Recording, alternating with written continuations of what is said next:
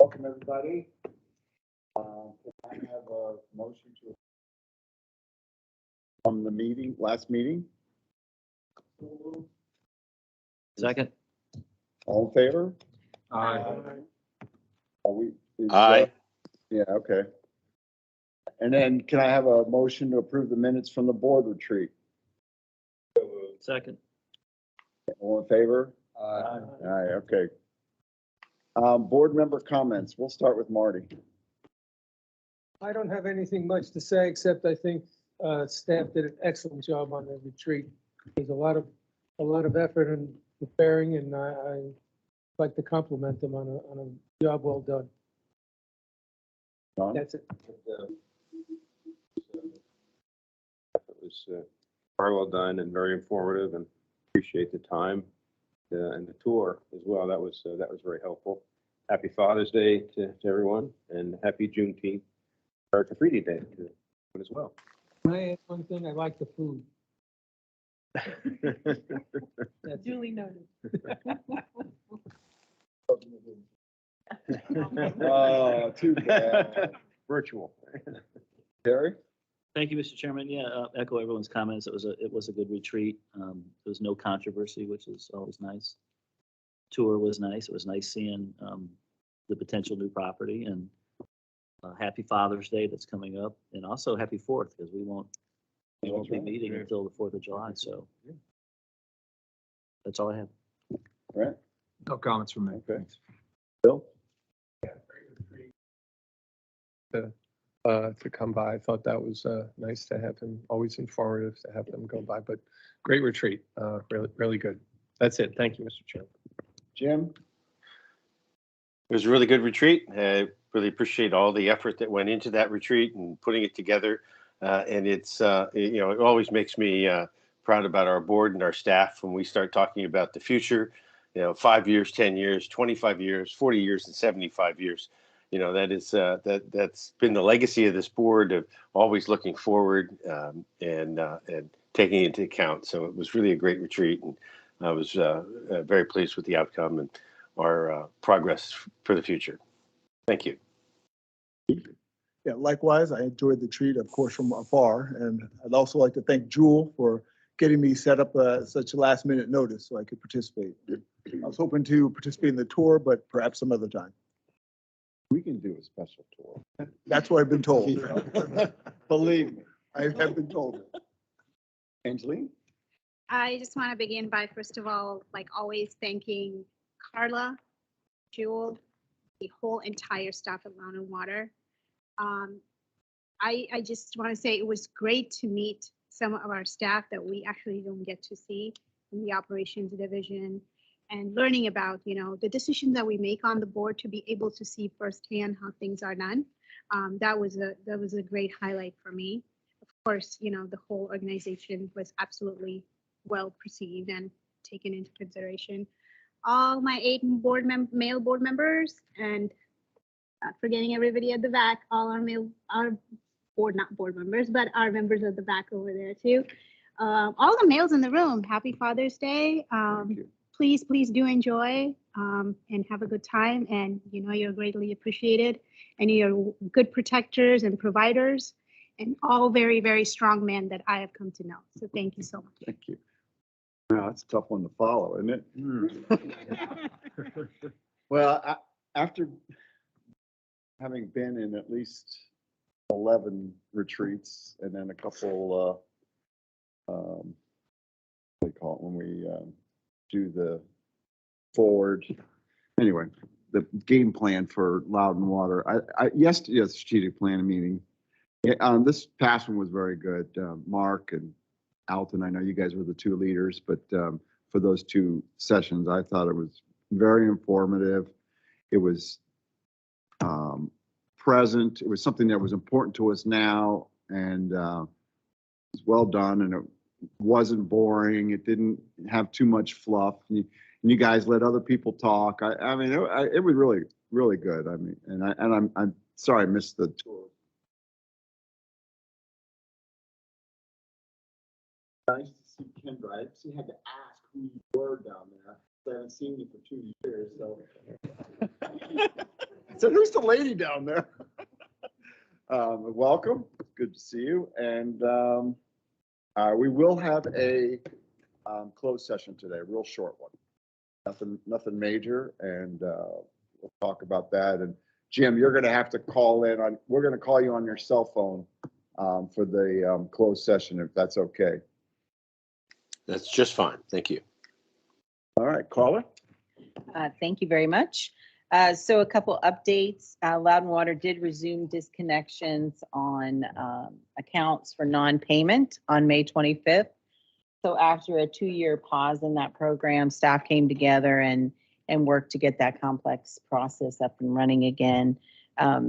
We still continue to work with our customers if they're having any financial hardships.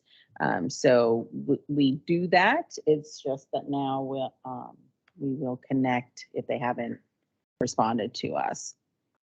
On May 25th, the laboratory had a drinking water audit by the Virginia Division of Consolidated Laboratory Services, which is the state's public health and environmental laboratory. I'm happy to say the lab passed with high praises and 0 findings.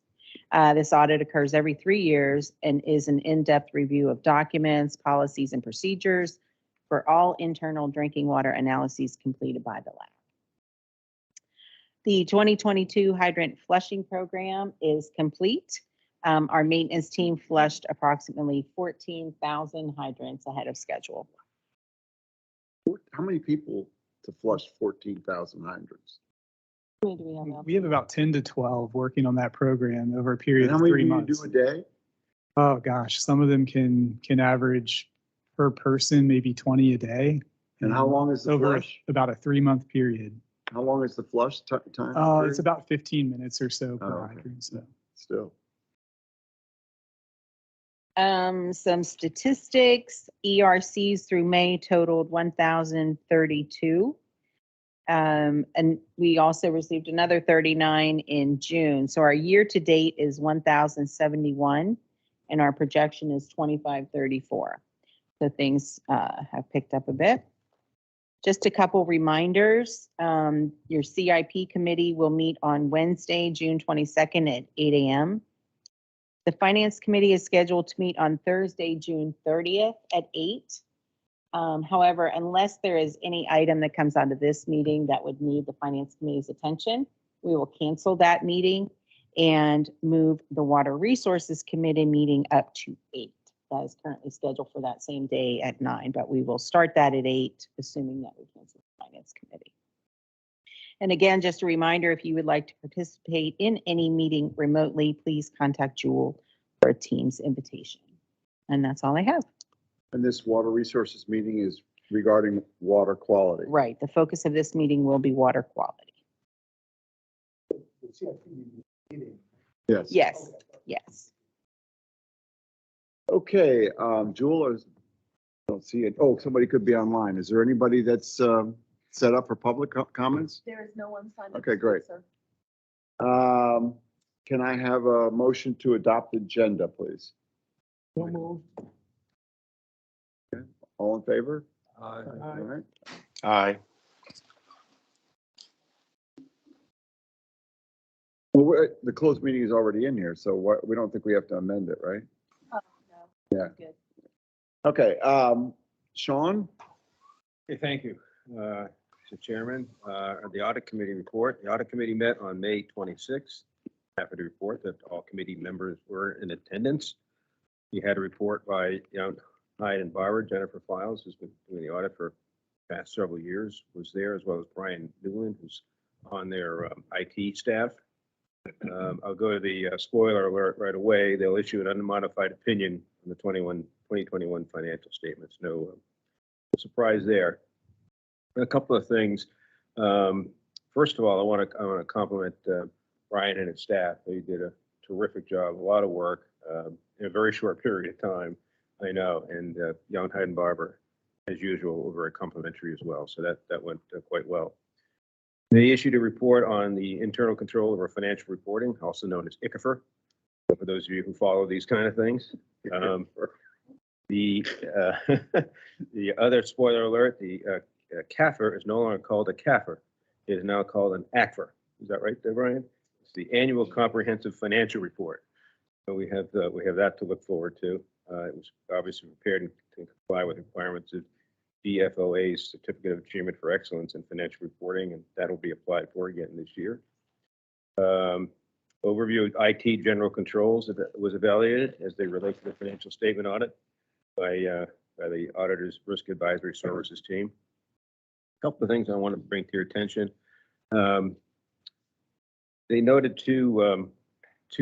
discussed two audit findings for 2021. They're not considered significant deficiencies or material weakness in accordance with auditing standards.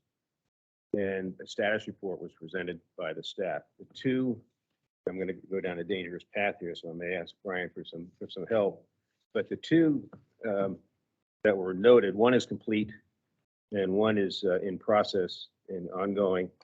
Two had to do with oversizing and reimbursement liability.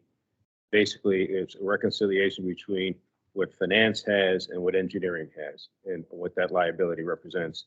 And it was a recommendation made by the auditors to improve the reconciliation between the two groups. The second one had to do with the payroll reconciliation.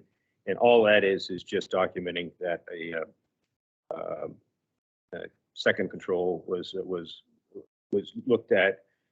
The control was done. It just wasn't documented. So it's a documentation deficiency more than a deficiency itself. So all in all, I think, again, it was clean and successful audit. Congratulations to Brian and Steve. Anything you want to add, Brian? Or okay, I won't put you on the spot. That's it. Any questions? Thank you. Okay. Terry? Thank you, Mr. Chairman. We, the Finance Committee, had the privilege of attending the Audit Committee meeting, which was a special treat. Yeah, thank you for attending. Glad you were there. It was very informative, and I had a hard time getting rid of CAFR. I just used to call it the annual report. So, Yeah. But anyway, we had. I'm going to be really brief because Mr. Clarence is going to be presenting the comprehensive annual report today. So I won't steal his thunder, but it was a great report. I'll share that with you as a little teaser.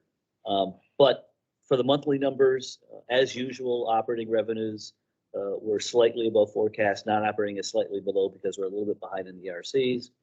Operating and non-operating expenses are slightly above forecast, so nothing out of the ordinary. At the end of April, we had cash equivalents of 283 million, and we had a weighted average yield of 0.86%. So that's going up, and from what I understand, we might be in 3 basis points now. All right, so it's stay tuned. It's getting better. And that's all I have. It's a very short agenda. Thank you, Terry. You're welcome. There is nothing on consent, so we'll move to the action agenda, which Mr. Rack will take over. Thank you, Mr. Chairman. This is the annual election of officers for the board. And the first office that we will elect is the board chairman. Are there any nominations for the office of board chairman for the next fiscal year? I'd like to nominate. I like to take Mark. I'll second. All right. A motion and a second. Are there any other nominations for the office of chairman? Okay, seeing none, we have a motion and a second. Hand raised, I'm sorry. I'm sorry, Jim. Oh, no, I just made the motion for Mark. So Yeah. like 4 other people. Motion and a second and a third and a fourth. So let's call the question. All those in favor of electing Mark Koblis for another year as board chairman, please say aye. Aye. The ayes have it. You can. Well, I mean, does it look good if I don't vote or? Go ahead and vote. Vote for yourself. I don't want to get a Mark Colbus didn't vote, you know, Jules report. Yeah. Well, thank you, everybody. I certainly enjoy this position and hopefully do a good job for you guys and try to keep you informed and try to go to every meeting I can. And I don't think I've missed one since I've been in power. So great. It's great to actually be here now. Congratulations. Thanks. Next is the election of the board vice chairman. Are there any nominations for the office of board vice chairman? Terry. Okay, we have And a second. 2 nominations for Terry Allen. Any other nominations for the office of vice chairman? Okay, seeing no other nominations, we have a motion and a second to elect Terry Allen for an additional year as vice chairman. All those in favor, please say aye. Aye. The ayes have it. Congratulations. Thank you. Thank you, everybody. I appreciate the support. So, and be there if Mark falters when he has his knees Yeah, done. I'll be that's- there to pick up. That's great. When I have my knee surgery, then I'll probably need help. No, but thank you. Yeah, Appreciate it. thanks. And last but not least, we have the election of the treasurer and board secretary. As you know, our bylaws provide that the general manager shall serve as treasurer, but we usually have a vote to ratify that. And of course, Jewel, we would elect as secretary. So is there a motion to elect Carla Burleson as treasurer and Jewel Lilly as board secretary? Motion and second. All those in favor, please say aye. Aye. Have it. She tried to get out of it. Literally. I said, you can't. It's law. It's in the bylaws. Oh, we voted for Jewel also? Okay. The one and done. One and done. All right, great. Yeah. That was easy. Jewel doesn't seem that thrilled though. I don't know. No. All right, continuing on, Carla, with the cancellation meeting. Typically, you cancel your August board meeting, as does the County Board of Supervisors, to give a recess. And so the purpose of this action item is for you to vote on the cancellation of that meeting. The chair does reserve the right to call a special meeting in the event that something needs immediate attention. And that also means that we're not having the CIP and the finance meeting in July. That's correct. Okay. We have to vote on this. Yes, so you need Can I a have a motion. motion to go ahead and do this? And a second? Second. I don't talk unless I have to. All in favor? Don't ever notice I don't say second on a motion. There's other 8 names. Jim, you okay with that? All right, I was muted. I'm okay with that. Thank you. All right. Brian, it's your turn.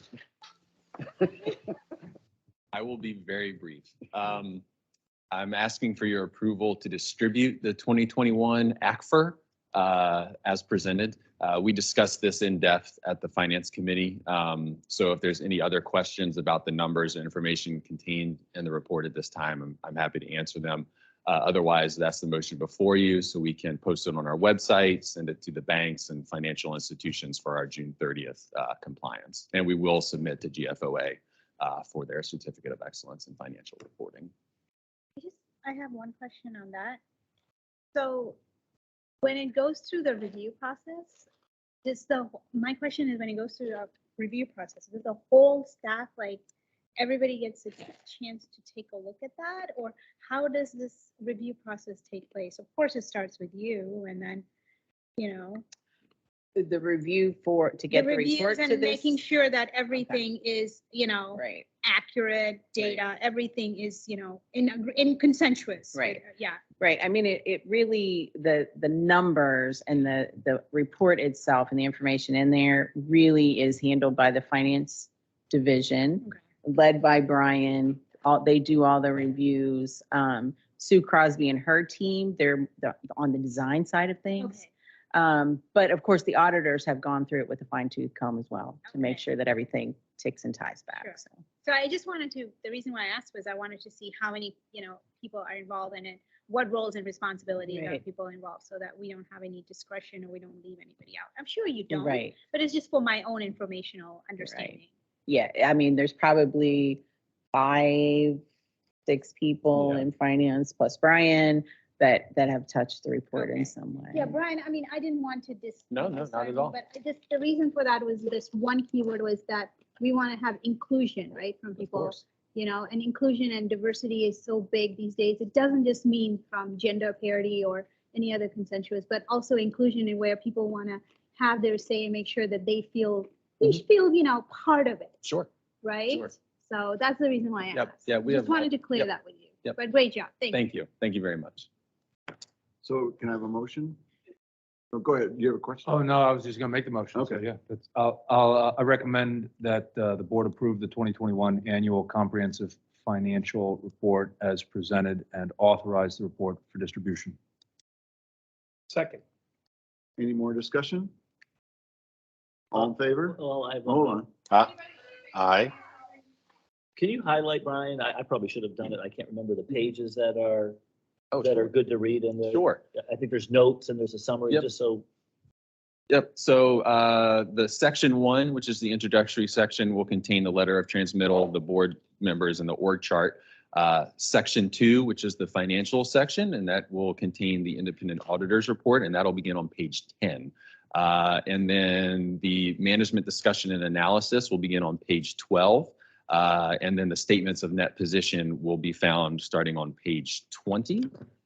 And then the statistical section will begin on page 72. And that's more of your demographic, economic information. You're welcome. Any more discussion? All in favor? Aye. Aye.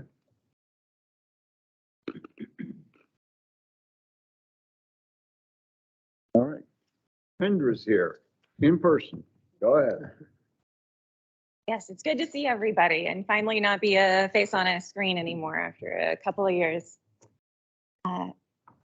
So we're here today to bring to you consideration of a task order for broad run local limits. But this has been a good opportunity for us to talk to you about our pre-treatment program, which is what local limits are part of. And these are things that we don't get to come to the board to talk about very often because it's not about, building capital. This is about operations of the wastewater collection system and treatment plant. So for our agenda, we'll go through the background of our pre-treatment program. Then we'll get into what the broad run local limits are, and then present you the task order that we're bringing today to update those limits.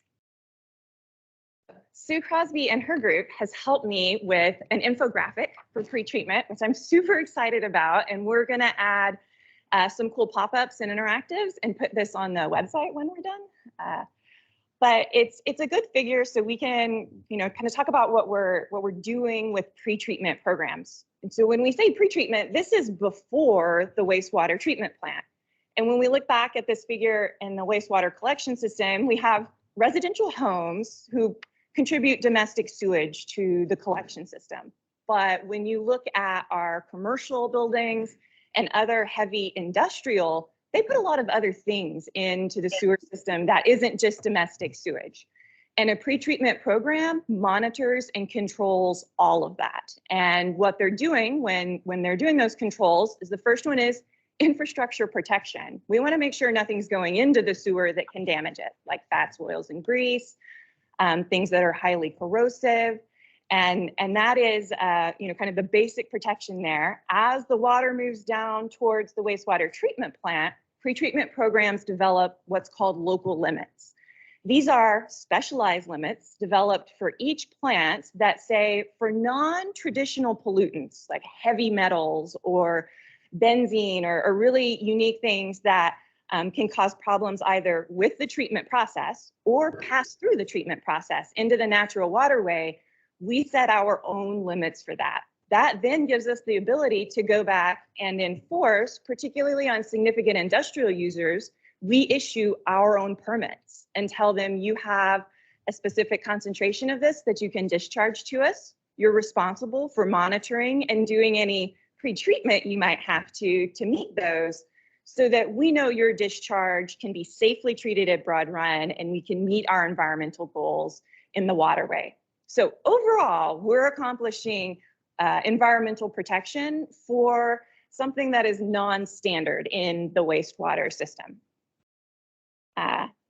So Loudoun Water is given the ability to do this and put these permits in place and have these restrictions all the way at the federal level. So there are federal regulations that say POTWs must conduct a pre-treatment program and gives the basic requirements and things we're allowed to do. It's also incorporated all the way down in the Loudoun County ordinances where you see sewer use, defining those things that you can't discharge to the sewer for damage. But then there's also a pre-treatment program section of that ordinance that gives Loudoun Water the direct authority to administer and really develop the unique parts of the program that are always going to be special to us. Kendra, one quick question. Is the Loudoun County sewer that you referenced there, is that the codified ordinance? Is that something separate? No, that's in the codified ordinance. It's So we're referencing the codified ordinance. Okay, cool. Thank you. 1064 and 1068. Yep. I wasn't sure if there was yet another ordinance somewhere that I didn't know about. Okay, cool. Thank you. Right, but it's an interesting relationship, right? Because then if we have a change for our system, we go back through the county, so it's a big process. Yes. So here at Loudoun Water, the pretreatment group sits underneath O&M and is connected up to Broad Run, because everything we're doing with pretreatment is ultimately protecting that treatment plant. And this is also where the enforcement of us doing the program comes. Participating in this is not voluntary. It is written in to our discharge permit for the plant that we have to administer a pretreatment system, but also update our local limits. And that's the specific part of pretreatment that we're going to talk about today. But we do have an overall list of activities here, and it takes quite a bit of time to run through these. So we provided the list for you, and we can come back at Water Resources Committee meeting or something else if we want to go in depth into these. But today we're going to focus on local limits. And this is a fun process in that you really get into very unique aspects of wastewater treatment. And so to develop local limits or to update them, we start with a large scale sampling program where we are looking for really all known pollutants of concern, emerging pollutants of concern. So we're going to be in this task order sampling for 97 different constituents, trying to understand what's out there and what do we need limits for. After we go out and we sample for them, then we come back and we go to a shorter list of pollutants, the ones that we found that are concerning. And then we have to develop a model for each individual constituent and say, how is it removed from the treatment process? Is it going to affect human health? Is it going to affect the health of our activated sludge and the ability to treat wastewater? Or is it going to pass through and exceed a limit already established for our waterway? Then we take all of those limits, whichever one is most stringent, that becomes the Broad Run local limit set. But that has to be submitted to DEQ because this now becomes something enforceable. So it is DEQ who reviews that process, says, yes, you followed the established steps for this, you're in compliance with your permit. Now here it is, it's your responsibility now to enforce these for your permitted users. And there's the permit driver to renew these limits. We are required to do that every 5 years. But the other drivers that we have are just the growth we're under right now. So we've seen significant commercial and industrial growth in our service area. So it's really time for us to capture those volume changes in flow and look for any chemical changes that have come with it.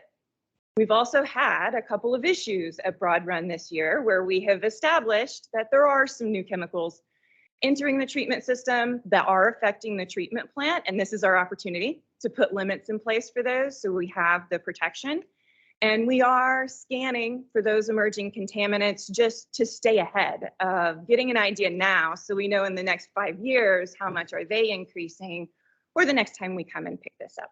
So Kendra, all these local limits, this is still under the auspices of pretreatment. We're not actually in the sewer plant yet. This is all prior to sewer plant. Correct. Gotcha. Everything is before it enters Broad Run, but to develop it, we get into it after Broad Run. That's all our discharge permit. Yep.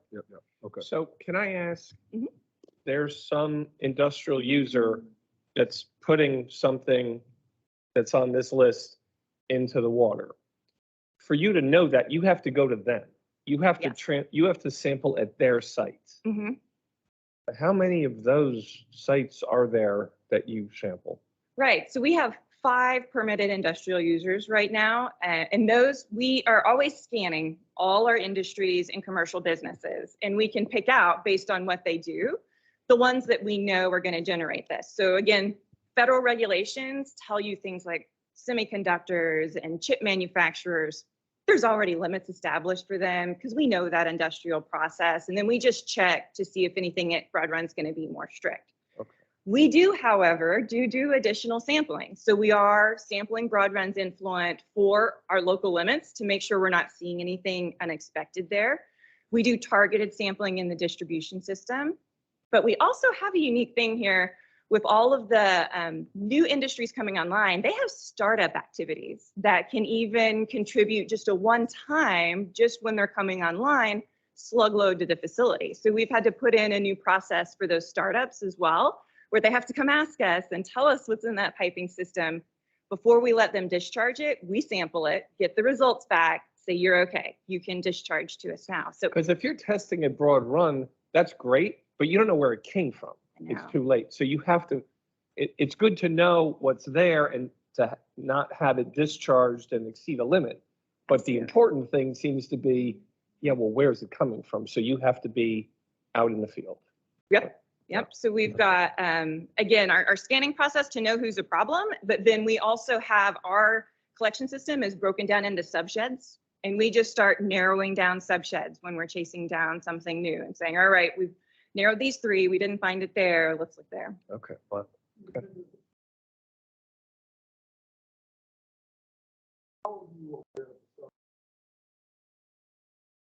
One to you, or are you reaching out to them, or should they be not notifying you? How is that process being? Yeah, we coordinate with the land development process. So our pretreatment engineers are working with the land development engineers. And when people apply for their construction permits, we're checking them out and saying, yep, we think you're going to need a permit. We know that you've got some startups that might affect us. So it's very closely linked with that. There's 5 industrial. We have 5 permits right now. There's probably 2 more that will come online within the next year. Can't be that big. And is Panda Power one of them, or? So Panda is permitted, but they're a no discharge facility. So they just certify to us that they have no process drains connected to the sewer, but we're still responsible for inspecting that and getting their certification every year saying you're still not discharging. So they count as a permit. So as Penn presumably has employees in bathrooms.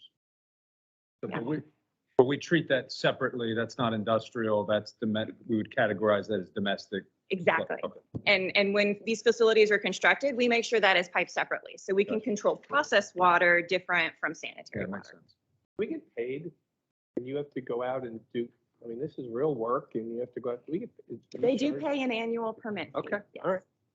Can you give us some examples of some of the industrial permits We that want the we've names. had to check? Mhm. Just Yeah, we have TTM, so they are, a printed chip manufacturing technology. We have EDMS. They are a metal finisher where they have a dipping process. We actually have quite a few metal finishers associated with a lot of the manufacturing around Northrop Grumman, which used to be, Orbital, ATK. But those are all really not non-process discharges. We have another one, the 2 new ones that we're working on are, Cuisine Solutions is food processing. So they have a very high flow that has turned out to be a bit corrosive. So they're not, affecting Broad Run, but on that infrastructure. And then we don't permit, but the data centers themselves are such a large industrial block that some of their startup activities are what we're monitoring with the temporary discharge authorization. Yeah, Kendra, I was going to ask that question. You answered, because I'm all about cyber. So I was looking at the data center and I'm like, okay, she hasn't talked about that at all. So that's what was going on in my mind. I'm like, this is not all clean on that side. So No, right. Once they're up and running, right, their normal blowdown from that cooling system just has dissolved solids in it, which we're monitoring because can become an issue, but it's really their startup when they're putting these piping systems together and they passivate that, that we're really watching. Right. And on that note, I do recall earlier you said that there were some new contaminants that sort of you are watching for. So not to take too much time, but can you provide us a little brief on that? At least I'm interested to know. Absolutely. So it was a really interesting experience that we went through, and it was one of these temporary discharge authorizations. And there are two families of chemicals that seem to be affecting Broad Run right now. One of them are sodium polytriazoles. So it's a salt, but it is used as a disinfectant. So sometimes they'll use it in hospitals and things like that. And they're using it to prevent flash corrosion in the piping systems. And then there's another family called quaternary ammonium compounds. And what we're unsure of right now is these are usually used together. So is it the combination of the two of them or just both of them present at a certain concentration? But with the recent process upset we had, we did a lot of studying and essentially found the level that if they discharge at this rate, Broad Run is okay. And that's our new limit, that if you want to do your temporary discharge, you're going to have to spread it out over a longer time so that we know Broad Run can safely take this and not have interference with the nitrification. And they've been really great to work with, right? We have had discharges of these two chemicals before that didn't cause a problem. So that's where we're working on what has changed. This is a biological system we're working with, so it's not the same. It is a wide range of organisms at any given time. So we've obviously had some sort of transition, found a new sensitivity, but they're all finding a way to fit their discharges in and meet our requirements. Is there, I'm sure there is a policy procedure set in place for them to reach that limit, right? They're well informed about that. Absolutely. Right. And if they cross over that for some reason, just because you have policy and procedures doesn't mean everybody follows all the time, right? So what are the, you know, some key, you know, penalties set in place for that? Yep. So our enforcement capabilities are laid out in the Loudoun County ordinances of the process that is taken when someone exceeds these local limits, essentially. And it's an escalating process that starts with the notice of violation, then escalates up to having a hearing with Carla and others. Shutting off the water. Yes, they can lose service, and it can go all the way up to penalties and fees that are written in there. Okay. So it's an escalating process that is well documented in our pretreatment program based on what the ordinances say that we then follow. Okay. Thank you so much, Kendra. Appreciate it. Kendra, one quick question. Okay.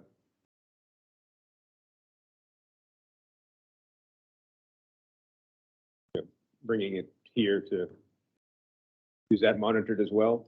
It is. I forgot to mention that on our cool graphic, but yes, the hauled waste for septage is monitored as part of pretreatment. And we also take sludges from other small treatment plants throughout the county. So that is part of that. But we go through the whole team on permitting all of those hauling trucks, inspecting them, making sure each of the drivers know what they're doing when they show up to the facility to discharge it. So septage is a big business over at Broad Run. Get some bad actors who. We are always chasing somebody. What about car dealerships and gas stations? They're not into, they don't need a permit or? So they don't need a permit, but they do fall into our inspection cycle. So most of them have sedimentation traps, and that is in our list of other activities. Okay. And restaurants fall into that. They have grease traps that we inspect. And so we've got a rotating schedule going where we go check those, make sure they're functioning. And again, if it's not, they get their notice of violation. They have to come in, have someone pump it out, or maybe repair the infrastructure until it meets our criteria and get it back in working service. Okay, thanks. I'm sorry. 100% of Dulles goes to Blue Plains? Correct. So we don't mess with pretreatment. That's none of our, that's not our, okay. And then the hospitals, their drugs or other, do we have a special thing for that, or is that? So we do not. And that is, there's a lot of flexibility in these programs. So hospitals are not a categorical user. So there's nothing saying that we have to permit them. They fall into the category of us saying, are they significant enough to impact the plants? And at this point, they haven't been. But this is something we'll get into with the task order. As we start reusing more of our water, we're going to become more and more sensitive as to what is in it. So the hospitals and the whole medical complex around there are sensitivities that can be generated over time in terms of research they're doing and things that we want to keep them on our radar. Again, know what they're discharging, see how that's changing, and understand well in advance of when we might need to permit them so that everybody can take their time, come into compliance. So we really have to be pretty far looking in administering this to make sure everybody's controlled properly. So the drugs presumably that are coming in more concentrated amounts out of those facilities, that's not so much a concern for damaging Broad Run perhaps, like some of these caustic industrial type products. But the concern would more be that they're contaminating the water that we're discharging back into Broad Run, or maybe the biosolids that we're then selling and spreading over fields and things of this nature. Exactly. But at the moment, we're not really aware or tackling we're just we monitoring. kind of know it's a thing, but that's not something we don't really have the capability yet, or what we're not. Yeah. not And so quite. PFAS falls into a similar pattern. There's no regulation yet saying a wastewater treatment plant can't discharge PFAS and that it can't go into our biosolids. Yeah. So PFAS doesn't interfere with the treatment process. So there's no regulatory pathway to say that pharmaceuticals or really PFAS has to be removed. But once that comes, once the regulation is in place saying that there's a limit to how much PFAS a wastewater treatment plant can discharge or can be in our biosolids, then we have the regulatory pathway to start limiting that in our dischargers. We don't have the authority currently to regulate any of these types of compounds. The only thing we could add to the list is if it affected our treatment plants. The EPA, DEQ are the ones that regulate the waterways and set those triggers that come back from there. Interesting. And is that something that, like, when we have our lobbyists and we talk about that, I mean, that just seems like, because it all goes back to the Potomac, which then they're all drinking, further down. And we know that some of these pharmaceuticals stay in the water supply. Yeah. And so I haven't heard a lot of talk in Virginia on the pharmaceuticals, but on the PFAS front, like DEQ is absolutely on this. There's been a study on sampling what's in the drinking water, but pretty much the state and the DEQ has decided to wait on the federal government to decide on what that PFAS MCL is rather than getting into trying to find their own. So EPA did issue a PFAS timeline, right? And right now everybody's watching 2025 is when we think that will come out. But I think the other challenge is just there's so many contaminants of emerging concern right now. You get an organization like DEQ, it's just time, the time they have to get through them and define those. Yeah, unfortunately, everything has to trickle down from the federal government. So we can't do anything until the federal government. Well, it sounds like our authority is pretty broad in terms of things that affect the operation of the plant, but it sounds like it's not very broad when it comes to things that are outside of that scope, but are still concerns. Correct. Interesting. And so I just wanted to throw up the example of what our local limits look like right now. So this is the list of defined chemicals that we have defined added concentration limits for our industrial users. There are varying triggers for each of these, but what is important to us right now is these concentrations were determined at one industrial flow. Since that flow has increased and Broad Run is really still the same, most of these concentrations will go down when we do our renewal because we'll reassess this at the higher level of flow that's coming into the plant. And then we'll add any new chemicals on the list that come from our screening or our recent experience with Broad Run that we know is of concern.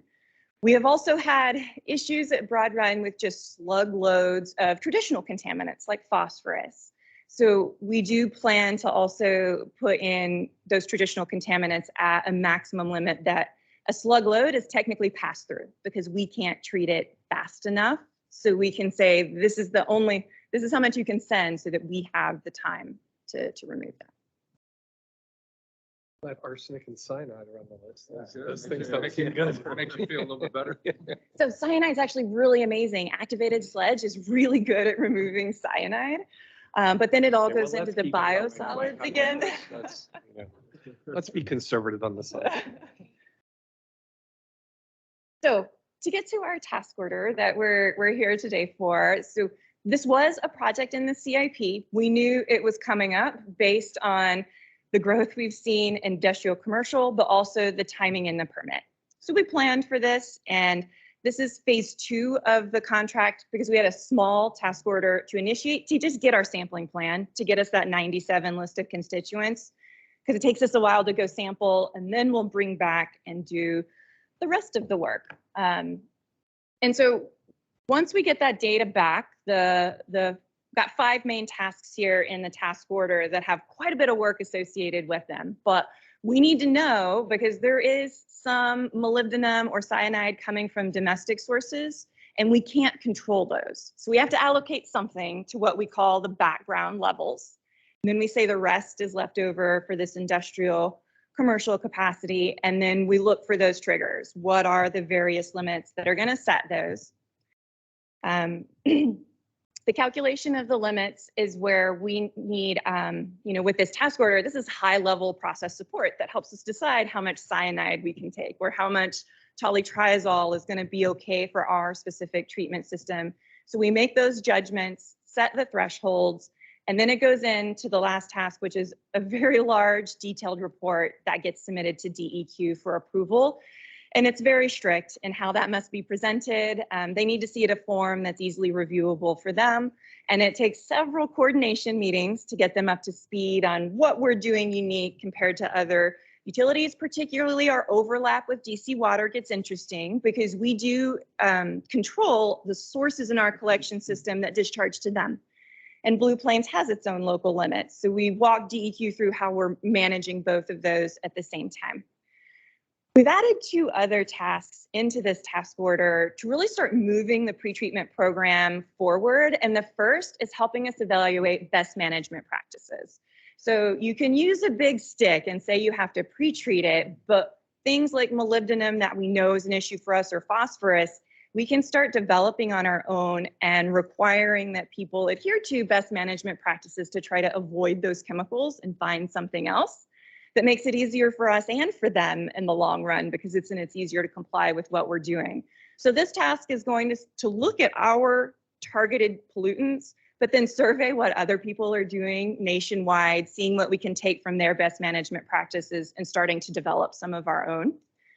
And then we need a roadmap for pretreatment. So as we start looking at more advanced reuse and our reclaim system, that we see these limits coming far enough ahead of time. But we also want to get ahead of this 5-year cycle for renewing our local limits. Because of the continued growth that we know we see, we want to put in place a process where we can update as needed. So once we have these process upsets, we can just initiate an update and simply go through and add those and not wait until another big evaluation comes on. So from that task, we want to get a more dynamic roadmap going, similar to what we have for Broad Run with those roadmaps, trigger-based times to come through, do a quick update, and keep this more fresh and current. So we're really excited with what we're going to get and help to further develop the program. And we've got a pretty tight timeline. So assuming we get our notice to proceed in June, we hope to be issuing new local limits in December. And that's just because they're important to us. We have plenty of time in terms of permit compliance. That's our goal, to really get this out as soon as we can. And the total value for all the different components of this is coming out at $177,900. So the motion we have today is, Kendra? Yeah, can you go back? Absolutely. That number there, formal program development and DEQ submission, it's $58,800. That number is price sticker on me. Absolutely. Why? So one, we have the formal roadmap development, which is a lot of workshops and meetings to look out and see where we're going and then lay the plan to come back. But it takes a lot of coordination with DEQ, and it's a big report that they have to get. So I think the sticker shock is coming from the 3 layers of things that we have lumped together. A lot of meetings with DEQ, our workshopping to get a long-term roadmap, and then that report that we're just required to put together. Can we not streamline the coordination with them in some way? I mean, if that's going to take, that number is not, I'm not comfortable with that number for some reason. It's astounding. So I think DEQ's challenge is they're resource limited, right? So the person who we're going to work with to get our local limits enforced is also someone who does just regular inspections of wastewater treatment plants. So there is a lot of education that just naturally comes along to help them understand our incredibly complex wastewater treatment plant and why our limits need to be what they're going to be. So that is what the process is going to take based on our experience of making them comfortable along the way with everything we're asking to do. This is not the first time we're going through this experience with them, right? The last time we went through it was in 2017. Okay. Angela, and I'll just say that, people's time is very expensive these days. Every time we hire some engineers, we're not even talking the lawyers, they're the big dollar, but just the engineers, it's $300 an hour, it's $250 and all this. And when you're dealing with complicated things and you're spending hours, unfortunately, it is expensive, but that's consistent from my perspective with dealing with complicated things and having lots of people participating in it. So that's just my perspective, but it is expensive. It is expensive. I can't control that, but what I can control is, bring out my emotions. If I see a number that I'm not comfortable with, No problem. absolutely talk about it. We can't say yes on the board for every number we see on the screen. And you can vote Right? no on it. And but we're like, I'm- we can't control it, right? I agree with you. Yeah. Yeah, but Vote no if you're not we comfortable. can question it for sure, right? To understand course you what's going on. Yeah. I'm just suggesting that in my mind falls within the realm of reason. I understand it's expensive, but that's all I'm saying. Well, good. We are in agreement. We know it's expensive. Yeah. That's all. Thanks. So how much of this is in-house? How much of that number is, it's all outside, like we're hiring other people to do those tasks? Correct. Okay, all right. And that is also expected by DEQ, that we have the engineer's report stamped and sealed, and they rely on that a lot too in acknowledging that the science is in.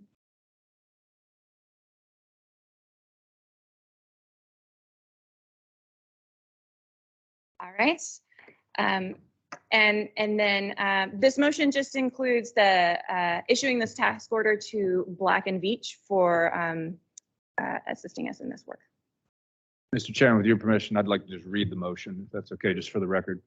I move the board approve a task order for professional services for the Broad Run Water Reclamation Facility, local limits evaluation phase 2 with Black and Veatch for an estimated cost of $177,900, an approximate 5% contingency to be controlled by the general manager for a total authorized budget of $186,800. Additional costs will require board approval. Second.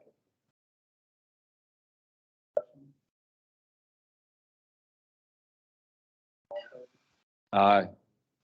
Aye. Thank you, Kendra.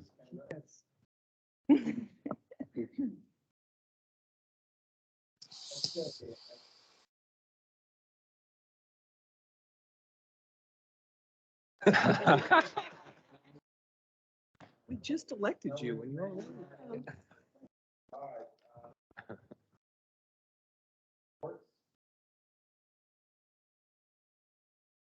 Discussion, that's pretty interesting. That was left Hint, hint, hint, on my No talking. no talking. Hint, this is just for your information. I like that. Way to go, Carla. Take that off the template. You're making it headway. Just no discussions, please. Just read it. Is there any discussion on Brian Carnes' finance summary monthly report? We're gonna catch up to the ERCs because we gotta make sure the red line's above the blue line, right? Or whatever that is, whatever that guy used to say all the time. Any questions on the report? From the board members? Any questions on the water resources management monthly report? No, sir. Okay. And how about the water sewer agreements? All right, I'd like to have a motion to go into closed meeting. Or do we have to read something for a personnel issue? Nothing bad, nothing bad. All in favor? Aye. Aye.